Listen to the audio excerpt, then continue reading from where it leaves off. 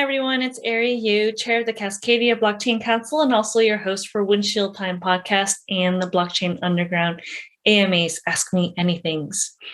Last week on Friday, October 8th, we had Nick Soman, CEO of Decent, a decentralized healthcare solution, join us. And it was the craziest, most amazing discussion and great questions coming from the community. So you don't want to miss this.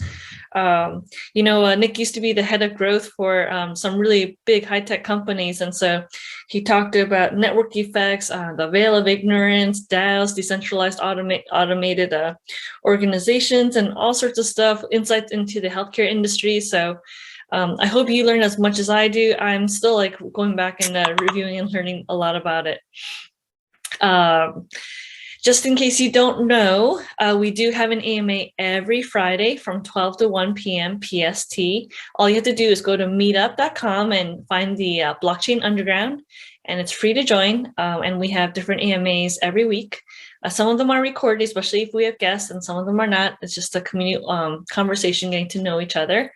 And feel free to let me know if there's anything that I can do to help you or support you. Join our community. The best thing that we can do is get to know each other, and don't forget that there's humans behind the words on the screens that we look at every day. And I hope you'll join me one of these days or every Friday. Thanks, and hope you have a great day. Bye.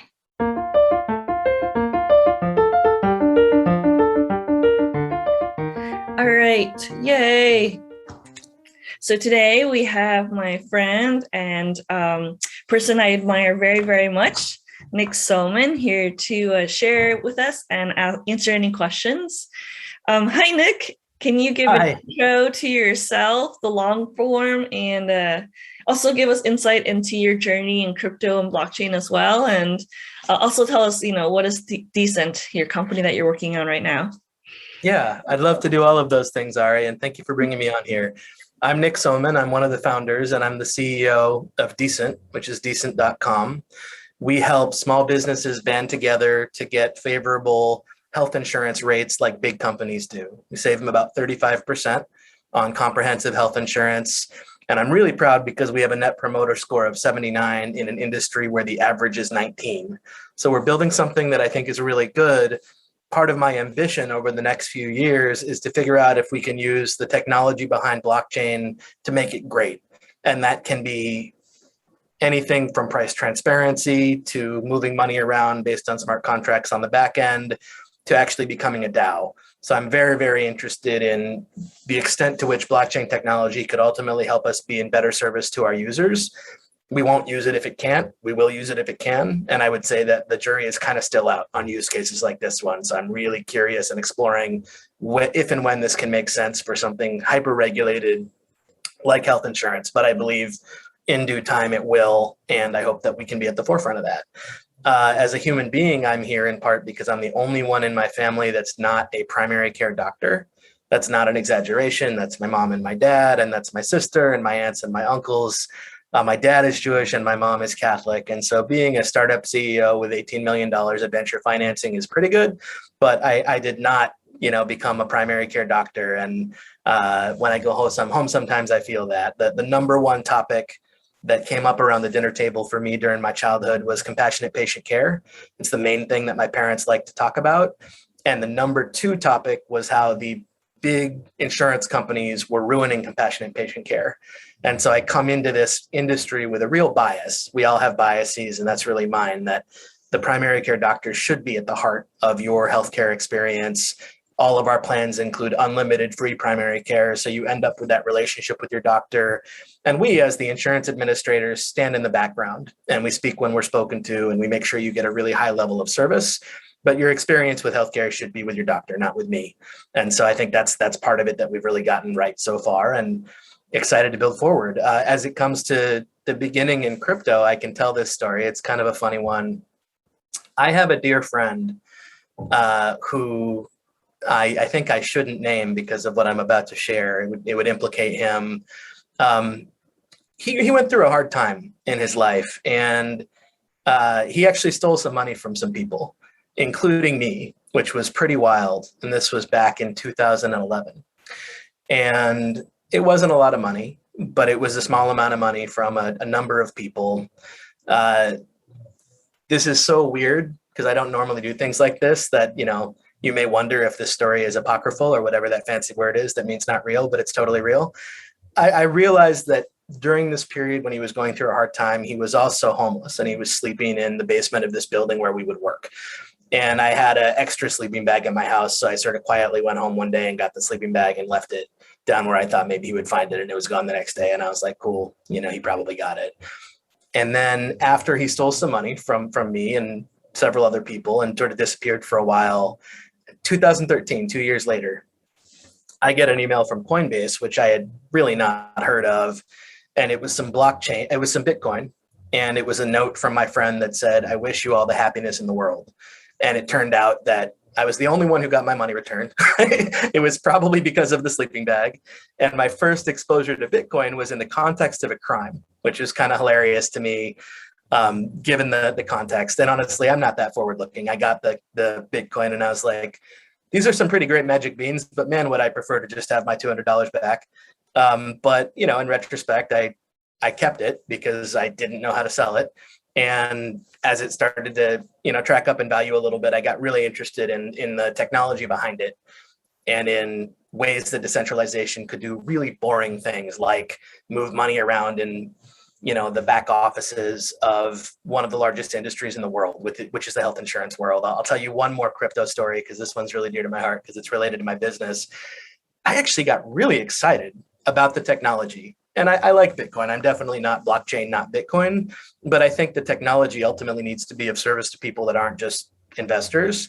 And we're getting there. And it's compelling how fast the pace seems to be going to get us there. But I've always just been interested in these really boring use cases. And so we raised our seed round. We raised what was an avocado seed of about $8 million in 2018.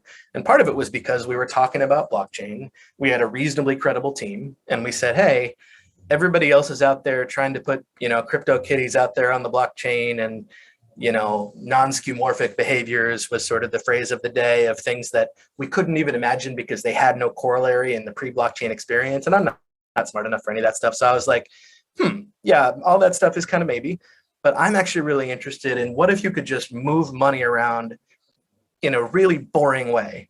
And a lot of these VCs, they didn't really get it right away. I was told that instead of starting this company, I should start a company that reimagined conspicuous consumption on the blockchain. And that just isn't my bag. So I was like, I don't want to do that. I want to find ways to use this technology that are super boring because I think it could be super effective.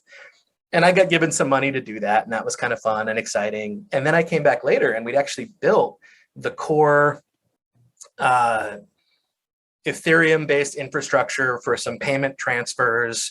We built a thriving business that was saving self-employed people, was our focus at that time, about 40% on their health insurance with this great net promoter score.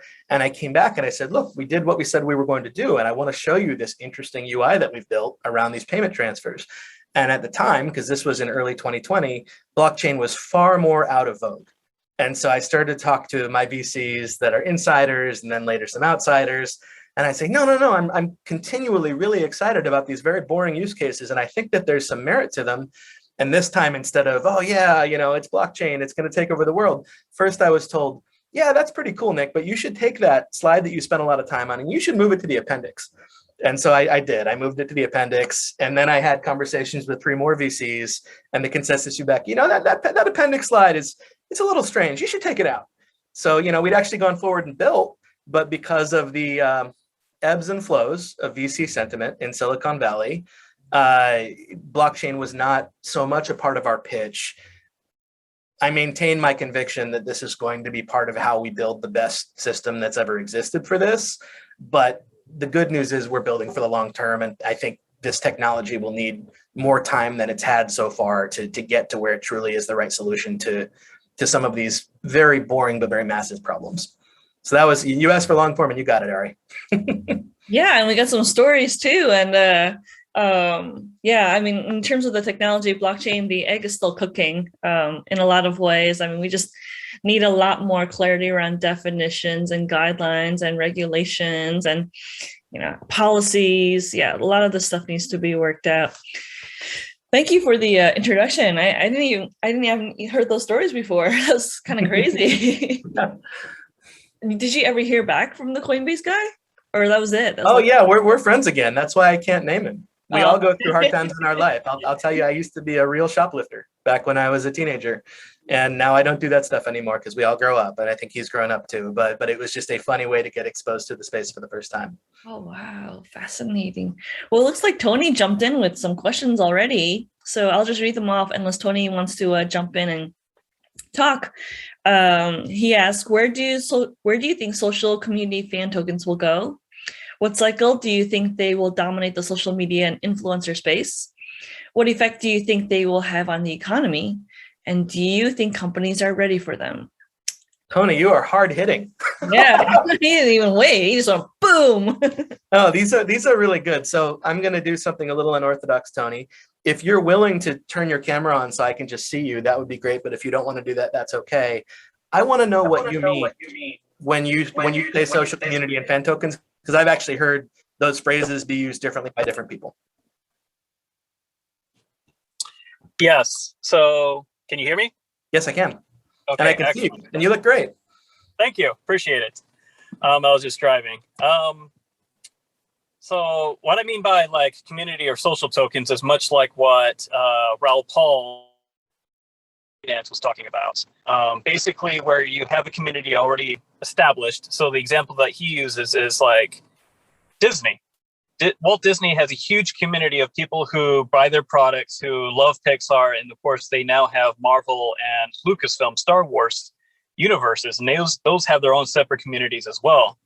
And the way that one other company right now called Chili's, based out of Spain, is using fan tokens, or you could say community tokens, are building out infrastructure for all these football clubs or sports clubs to using community tokens, fan coins as they call them, as a both a reward system and as a like a governance token at the same time.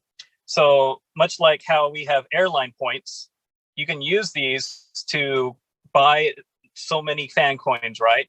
And then you might get special perks from, say, Football Club Barcelona, that say they can use an NFT that your favorite player, if you have 10,000 fan coins for Barcelona, your favorite player will send you an NFT of wishing you happy birthday on your birthday. Mm-hmm. Or you might have discounts to go use as tickets when you go to their games or merchandise. And then also as a governance token to vote on several proposals that the team puts forward, like maybe they'll play Manchester United in 2 months and they're looking for a special jersey, or they might have you vote on like what symbol or what maybe say like jersey that they might wear that game. And then people can vote depending upon how many coins they can put down or they just have. And then depending upon how that voting goes, then that team will do that for and so like it's sort of like this exchange of value between the issuer and the users.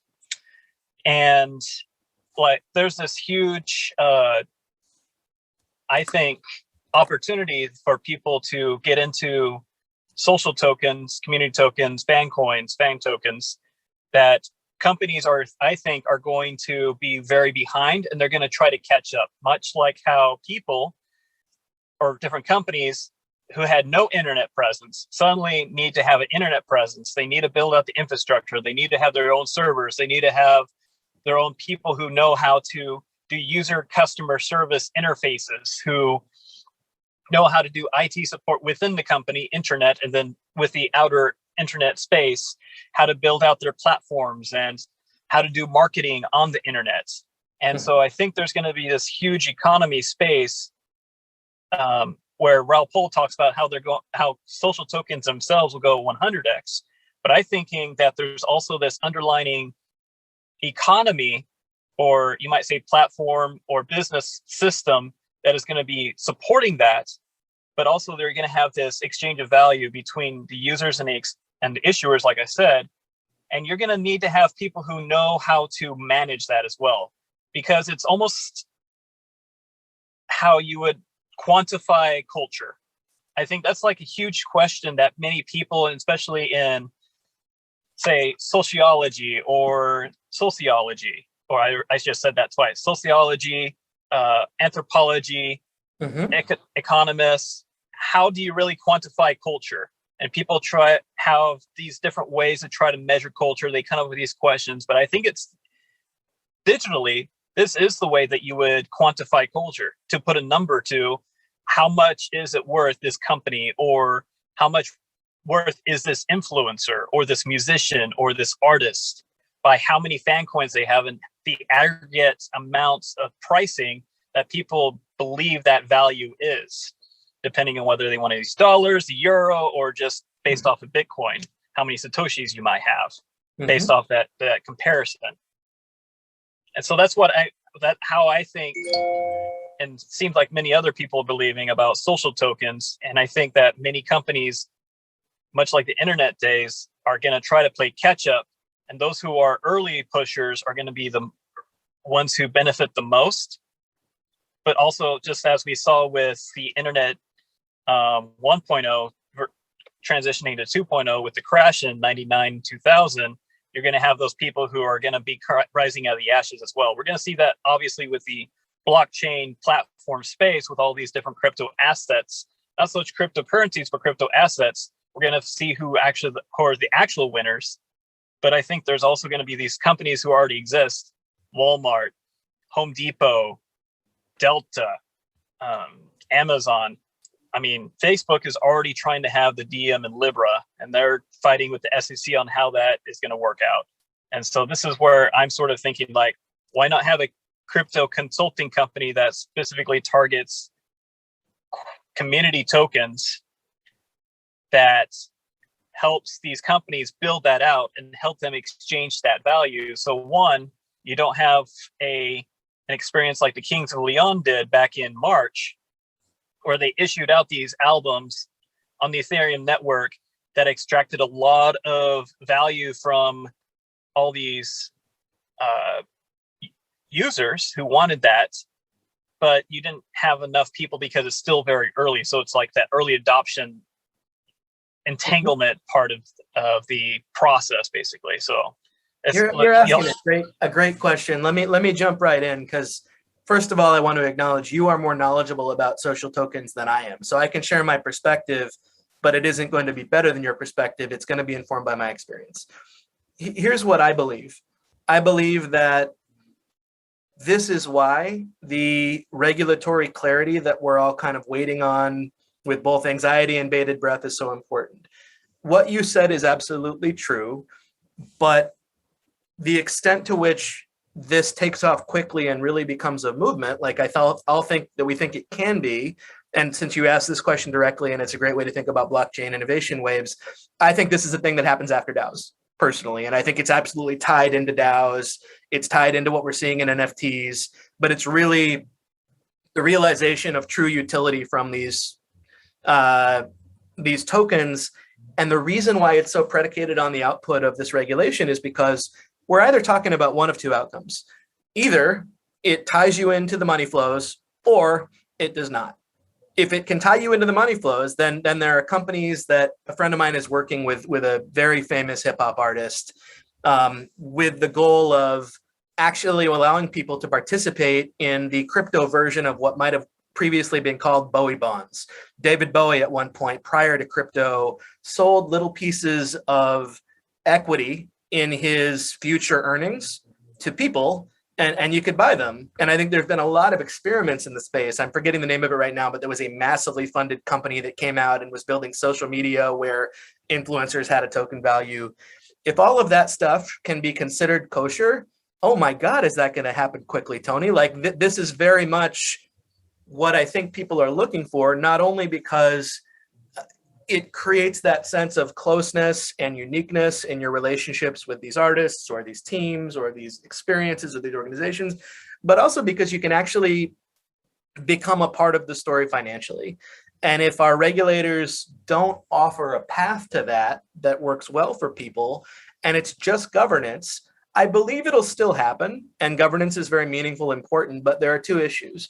The first is that you run into the core limitations of technology that require there to be some unique value for people to use a blockchain and not just a database. Hypothetically, you could just be talking about fan clubs where everybody votes.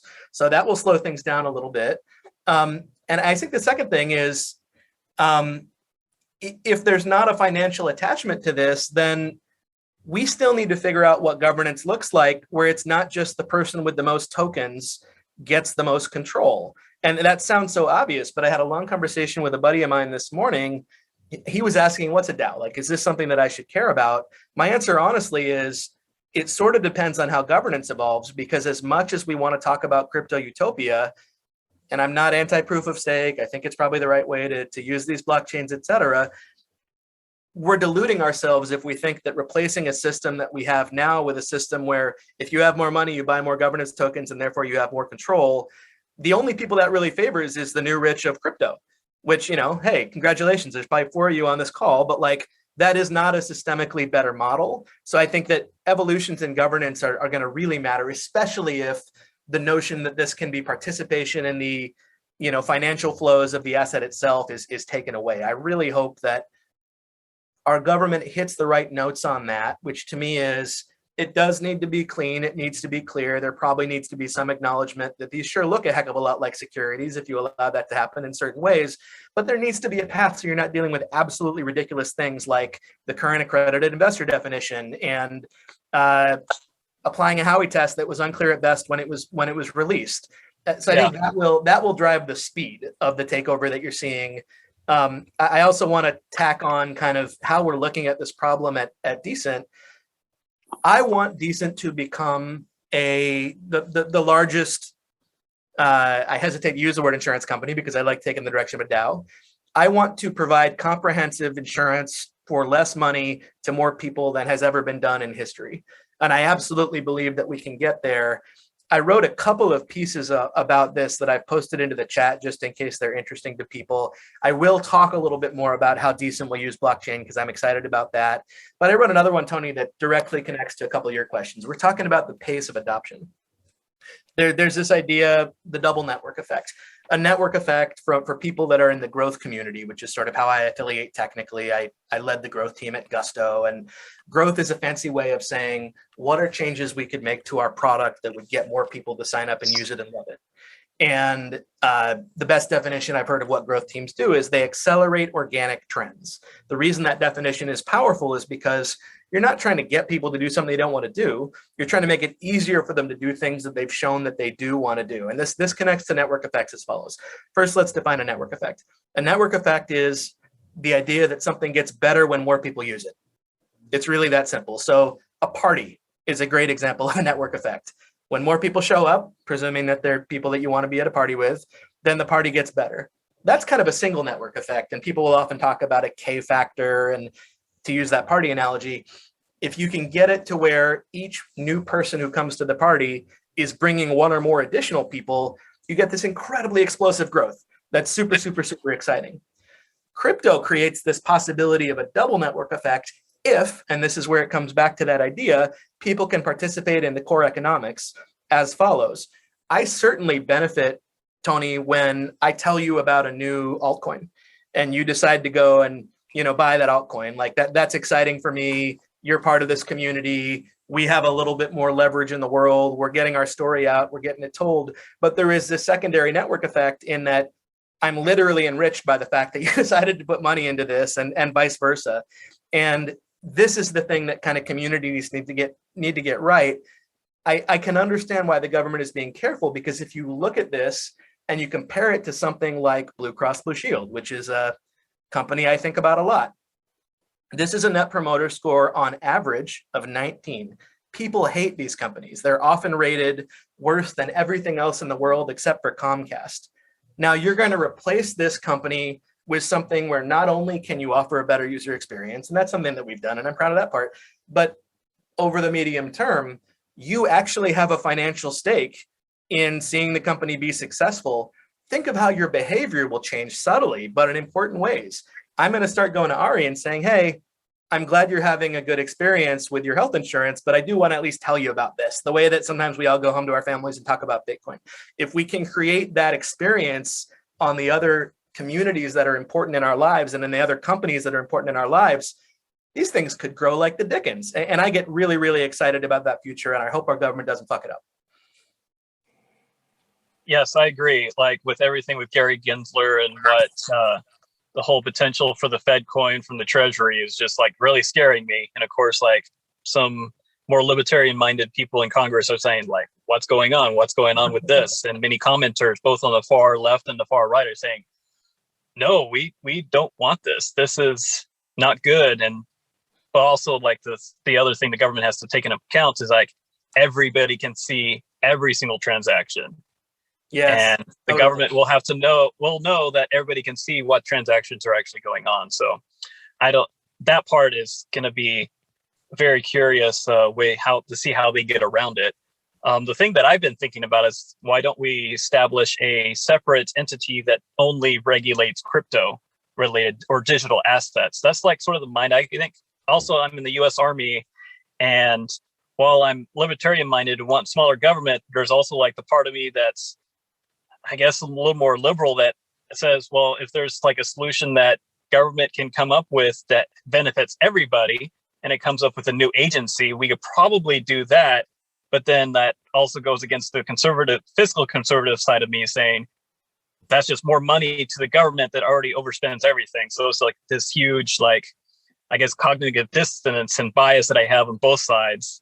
And in the middle, it's like maybe just having a new agency that regulates it specifically that's digital would probably be beneficial, especially if we could put people in there that are very innovative, disruption, blockchain technology, you might say pastors or evangelists. But at the same time, we know that government just never stops at the same time. So I like that thinking, Tony, but I would even say, even if they weren't evangelists, like you'd hope for some sort of a balance, but recognizing that this has the potential to be new, recognizing that we're in a really strange time in American history where hegemony ain't us anymore. Maybe it could be again. It's very unclear.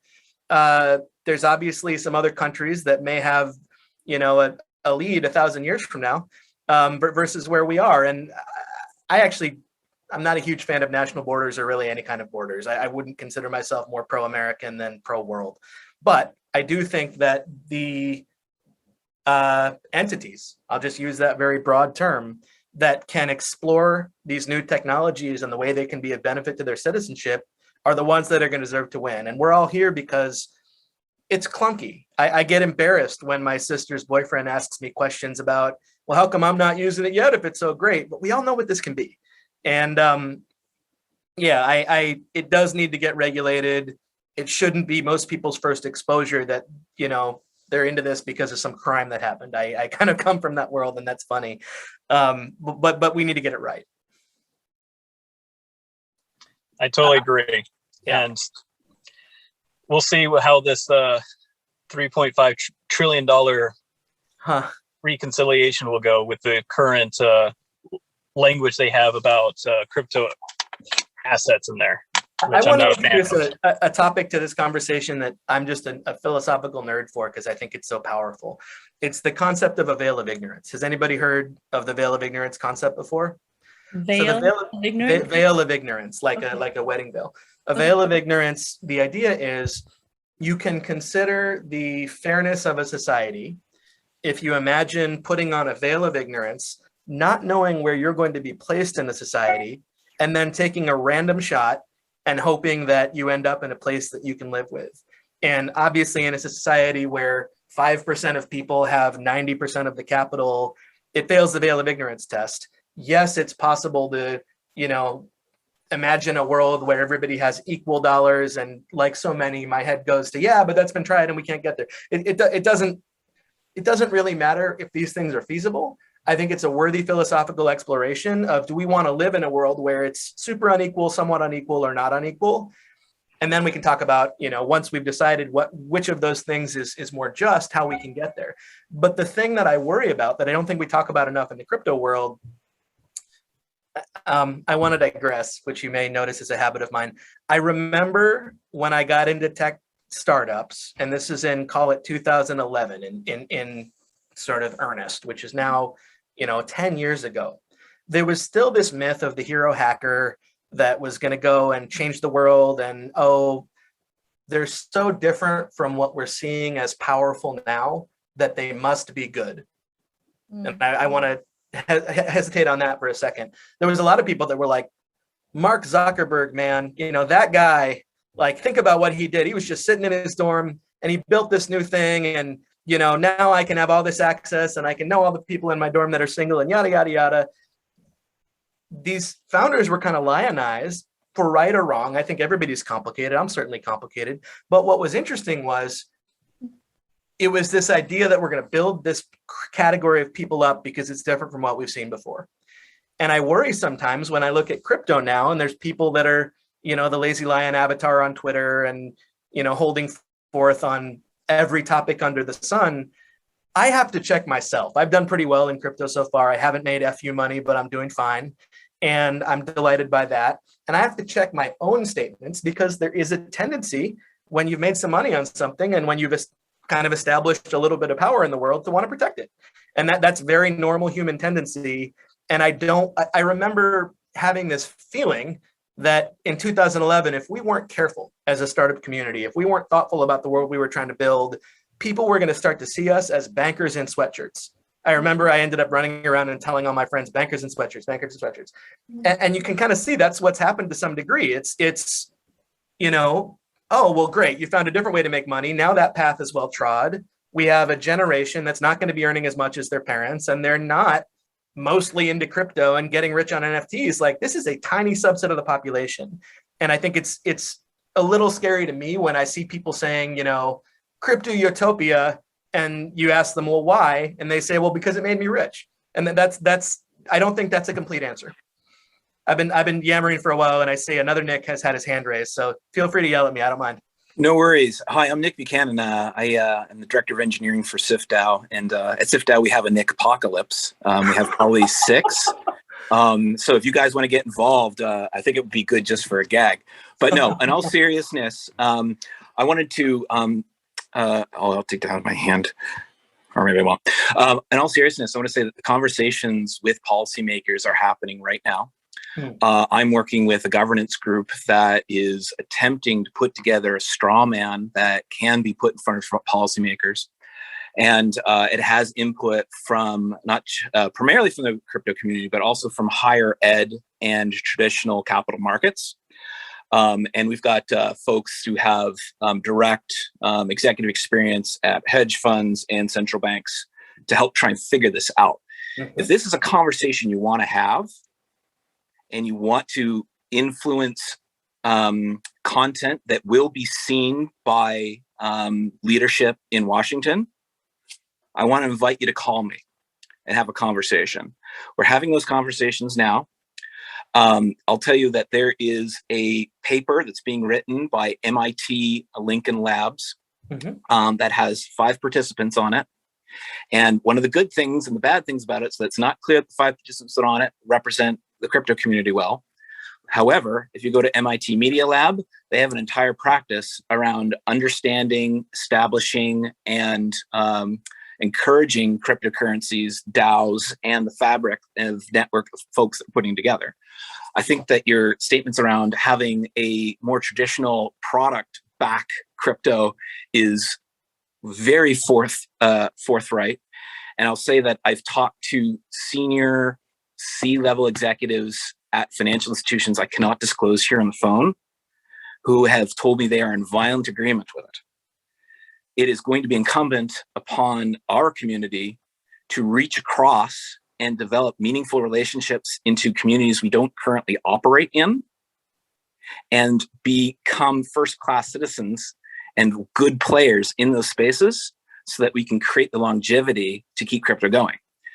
And it's already having effect. I'll tell you right now that 2 days ago, a bill was introduced on the House of Representatives by a Republican in North Carolina. And I'm saying that so you can go look it up, not to align you to one person or another, but it would allow specifically 3 years of safe harbor from SEC enforcement to allow projects to become a DAO.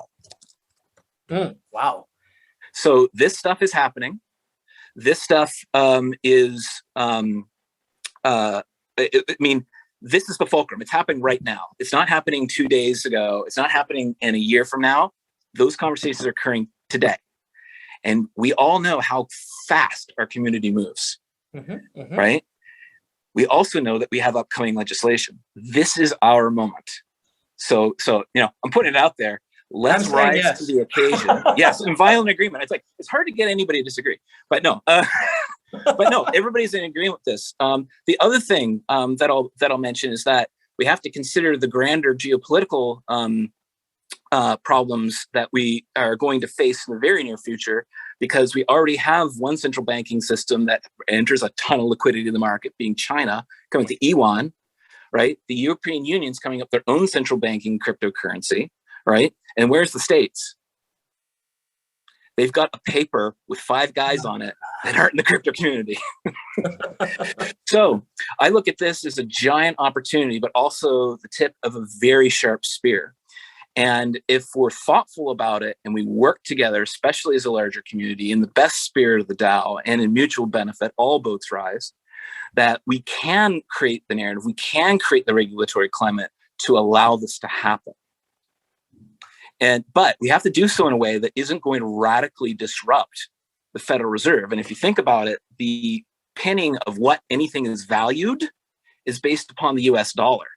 And if we don't have good answers as to how we're not going to debase the ability for large governments to put liquidity in the market to resolve short-term crises, then they're going to probably be more of a thumb on our dreams rather than hands underneath us lifting up. So my challenge, my thing is groups, can we get together? Can we create the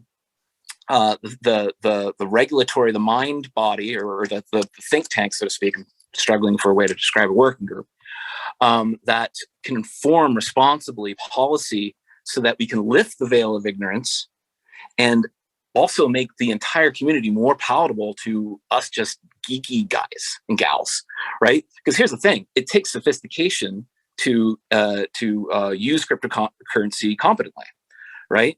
Some of that's going away with your ability to trade on apps and so on and so forth. But if we really want it to live and breathe and act and realize the vision, it's going to be incumbent on us to do it. It's not going to work if we sit around and wait for policymakers to lop on some incompatible part of the law, right? And if we are talking about the infrastructure bill in particular, what they're doing is they're basically picking winners and losers. I saw the text of it, and it basically said, hey, go if you're Ethereum or Bitcoin, okay, those are commodities, but everything else is a security, right? Well, that's not going to work. So, this is our moment. This is the time.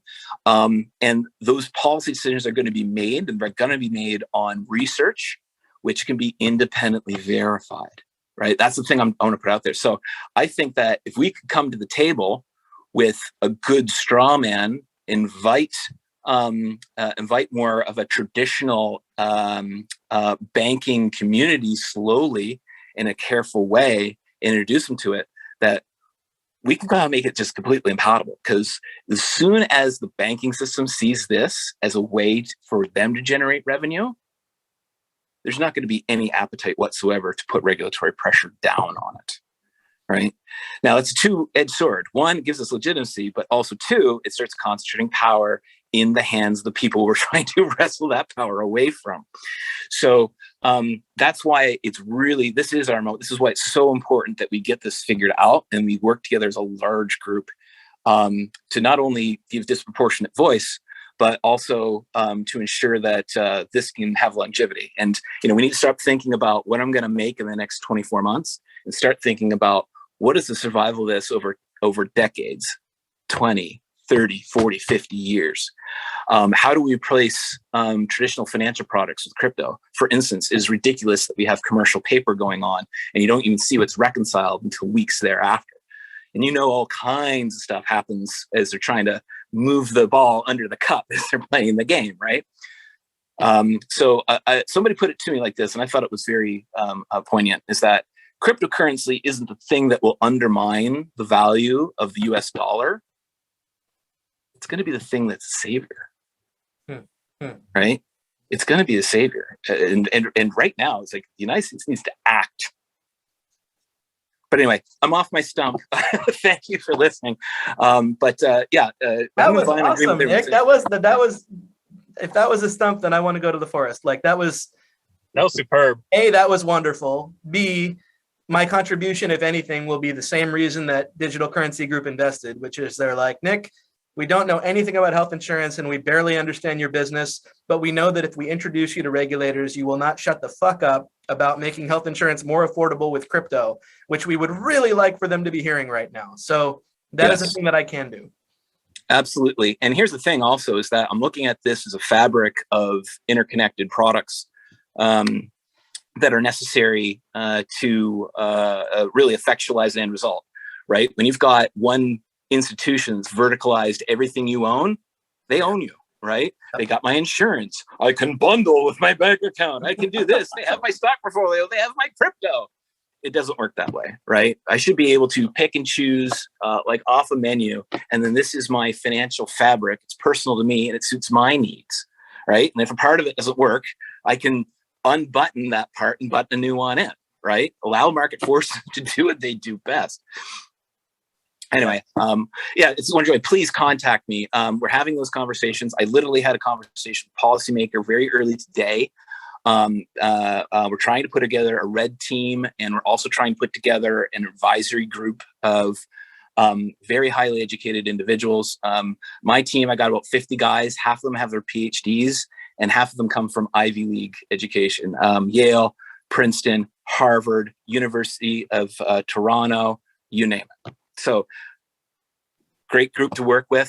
We're highly connected in the industry. We're highly connected in crypto. We're also connected in some of those traditional areas. And just me personally, I traveled the world for 10 years consulting on insurance products and technology.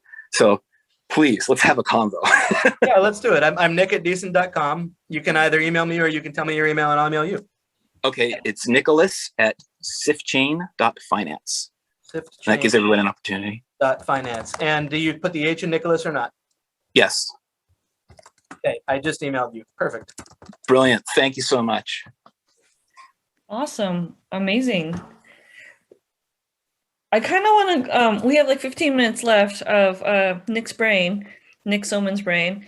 Can you go back and cover your thoughts on DAOs and what you're thinking about with blockchain for Decent? Oh, man. Yeah, absolutely. So let me start by talking about something that nobody knows is true in the insurance world, which is really, really wild, which is that insurance companies in this country, on the health insurance side, they make more money when prices go up. I'm going to solve this mystery for you because it blew my mind for like the first 6 months and I couldn't think about anything else. Here's why. There's regulation that's been in place called the ACA that governs how insurance companies work. And one of the really well-intended facets of the ACA was something called medical loss ratio. And the way medical loss ratio works is it says that, Arry, if I'm an insurance company and you give me $100 in premiums, I have to spend $80 on care, or else I have to rebate what I didn't spend to you until I'm only able to use $20 that was left over for profit, for administration, for marketing. But check this out. The first order effect is indeed positive for the world. It means that I can't just keep all the money. And that is a good thing. But unfortunately, it also means I do not have an incentive to get much more efficient, because to the extent that I actually go and negotiate better contracts and suddenly I'm spending $60 out of the 100 you gave me, I just have to give you the money back. It's not like I get to keep it. Now I have You're absolutely right.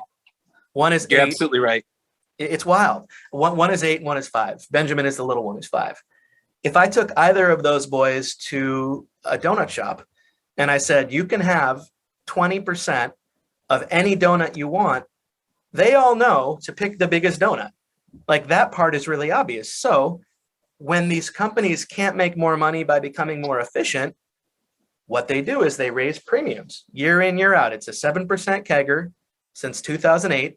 And this is why. It's because the financial incentives of these insurance companies are aligned to only make more money because they can keep the same percentage cut of a bigger pie. This is not how insurance should work. This group of 1, 2, 3, 4, 5, 6 people on this call, let's just imagine that there were 600 of us instead. And we said, you know what, we're going to self-insure because we think this is nonsense. One way we might do it is we might throw some money in a pot together, and people who needed the money for care could take money out of the pot. Then let's talk about 2 things. Let's talk about what we would do at the end of the year if there was money left over. I think there would be a couple credible options. One is we could let it ride for next year, and I think most of us would probably choose to do that. The other one is we could take the money back, and that would be pretty reasonable as well. What would not be reasonable is that some third-party administrator just gets to keep all the money because it didn't happen to get spent, but that's no concern of yours. And that's basically what's happening now. So instead, what we'd want to do is we'd want to pool the money. And then I'll use an example. If so, Arry is very enterprising, and that's one of the things that I really admire about her. If Arry said, you know what, I was thinking about this, guys and gals, and I needed a flu shot. That's a bad example because they're free. I needed a hip replacement. All right, I hope that doesn't happen, but if it did. And the average price of a hip replacement was $500, but I actually found a place that I can get it done for the same level of quality for $200, which creates a net savings of $300 for our pool. What do you all think about me keeping $25 as a finder's fee? Because now I've gone and I saved our pool $300. Anybody can use that doctor going forward. And I've taken a small chunk of that as my finder's fee for going out and finding new care. What if we instituted a kind of finder's fee model where anybody else who wanted to go find a better deal that everyone could get would be entitled to a small percentage of the savings? Suddenly, you've got a more and more performant group that scales as more people attack the problem, that scales as those people are enterprising and find ways to save money for the system. If you introduced on top of that some sort of a token that represented equity value in the system itself and in profits that come through with the system, this is a system that could grow really, really quickly. And without the sort of third-party middlemen that have enslaved our healthcare system. Now, I'm a really huge fan of my parents. It's so nerdy to say that, and now I'm old, I'm 42, and I hope that my kids will say that about me someday, but I really am. I was really proud to see how much they meant it when they talked about compassionate patient care. My dad actually retired as the chief medical executive of an HMO called Group Health Cooperative, which had about 650,000 members, which meant he was in charge of all the doctors in the hospital side, who, by the way, are not devoid of blame. We can talk more about that. It's not all on the insurance side, but there's a big fight between those two groups. And even within this HMO that has both the health plans, it has both the healthcare side and the insurance side. My dad came home when I was about 13 years old, and he said, I just don't think my counterpart on the insurance side of our business really cares about the patient. And this is honestly what he meant. That person was reporting to a board. Their financial incentives were to make sure that revenue went up and up and up. And this was the only way to make it happen. So I get super, super excited when I look at the capability of blockchain technology to do a few things. Number one, absolute transparency. I want to create a model where we have to be careful. It's not going to be tied to specific individuals, because not only does that violate HIPAA, but it's the wrong thing to do. But you ought to be able to see that this is a system that's running much more efficiently, that the extent to which administration needs to be done, you're not paying too much for it, and you can see the flow of funds. I think that's a great place to go. You won't be paying massive numbers of people just to move money around, because that's fundamentally something that smart contracts can do. And via governance, when the system wants to evolve to embrace new technologies, this is a decision we can make together instead of what happens right now, which is all the big insurance companies fight all the big pharma companies to say, no, we won't cover it. No, we won't cover it. No, we won't cover it. Okay, fine, we fucking will. There's an opportunity for the people who are actually getting the care to be more involved in the definition of what is covered and what is not. And those are some of the more simplistic ideas that, we'll be exploring kind of going forward at Decent. Nick, I see you've had your hand up for a bit. Let's talk to me. I want to give you a personal story and tell you why I believe in your mission here. Okay. Great. This is a very, very personal story. When my daughter was 1.5 years old, she collapsed on the floor and was screaming. Blood curdling skill you don't forget. It's burned into your brain. And we took her into the emergency room, and she had acute lymphoblastic leukemia. Okay. I lost my house to medical bills. I lost everything to pay for that child's care. Okay. In first grade, she relapsed. I lost my house again. And I got into crypto because it's the only way to pay the medical bills. And thank God it exists. Yeah. So you're preaching to somebody who still has his last 200 or 300K to pay. And, and I've seen the thing you just described. There's literally, that's happening at every insurance company. I had a conversation, and it's bad for people that are ACA patients as well. I had a conversation with the CTO of Rady's Children's Hospital, and what ends up happening is that the extra dollars that they're pushing up in care, they're actually also using that to backfill the cost for ACA patients, because every ACA patient that comes through his door costs some money, right? He actually gets less reimbursement from Medicaid than the cost of the care itself. So yeah, Nick, I believe in you 100%. And please, if you want to gratuitously use my story, please do. First of all, I'm so sorry that you went through that. I don't know if it makes it more or less heartbreaking that there are so many people who have had those sorts of experiences. Medical debt is the #1 cause for bankruptcy in this country. I'm so sorry that you went through that. And honestly, it's fucking disgusting. And this is a thing that I thought a lot about, and I keep this part of myself hidden usually because it scares people. But I thought about this a lot when I decided that this is what I was going to build. And remember, I was being told by these VCs, who I will not name, oh, what would conspicuous consumption look like on the blockchain? I think we're all starting to see the answer to that question. It isn't what I wanted to build. But a rubric that I had for myself is I know that startups are really hard, and I'm only going to work on startups where if I think about the problem we're trying to solve a lot for 2 hours, it actually makes me want to cry. And I never thought I'd get into healthcare, right? I watched my parents get ground down by these insurance HMO entities to where they would say, this is the worst time to become a primary care doctor in the last 50 years. And so I didn't go that route, and I never thought I would end up on this road. But I know too many people, Nick, that have had experiences like what you have had, and it's inhumane. Yep. So, dude, I'm solving it from a different angle. Arry's solving it from another again, and I'm sure there's a different story for each person that's on the call. It's never been more fulfilling to be involved in this community and the people that are in it. This community is amongst the elite in the world in terms of mind share, forward thought, for sure. So the good news here, I'll put a silver lining on this. She's okay. She's ambitious AF. And I had to tell her, because she had already secured 4 speaking roles, which is like she wants to do for a living online, and she's not 16 yet. So I said, okay, I love the ambition. Don't do it illegally. So she's after my own heart, right? So God bless her. Yeah. Well, I'm just glad you're talking to regulators, because these are the stories they need to hear. Because I don't blame them if they're looking out and watching a bunch of people get rich. By the way, people forget this. We like price transparency. You can see what government officials make. And it's really, really easier to understand the level of hell that has been brought down on me by well-meaning people at the Texas Department of Insurance, when I realized that from their point of view, it's kind of like, okay, he's talking about this crazy blockchain stuff. That seems to be making people rich who may be operating outside the boundaries of the law. I think this is ultimately the stories that need to get told, Nick, are stories like yours by credible people. This isn't to knock investments. This isn't to knock the island nation of Macau.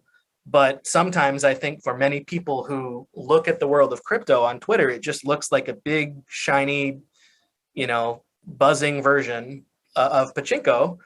And I want it to mean more than that. And we as a group need to show regulators that it can mean more than that, or else they're going to keep treating it like that. Well, you're putting out the right message, and the more that resonates to the community, the more likely that these connections are going to occur, and that we will be able to have a meaningful conversation with individuals that invite them into the process and support this grander ideal. I want to ask it. I love how you're thinking about this. I know we only have 2 minutes left. Can I ask Flynn and Dumiso to show their face if they feel like it, or either way, just introduce themselves so I know who we're talking to? Because I always like these group discussions.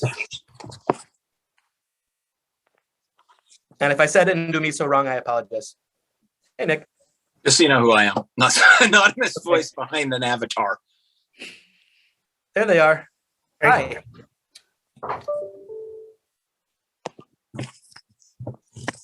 And Dumiso, how do you say your name? Dumiso. So the N is silent. Dumiso. Okay. Can you introduce yourself for 30 seconds?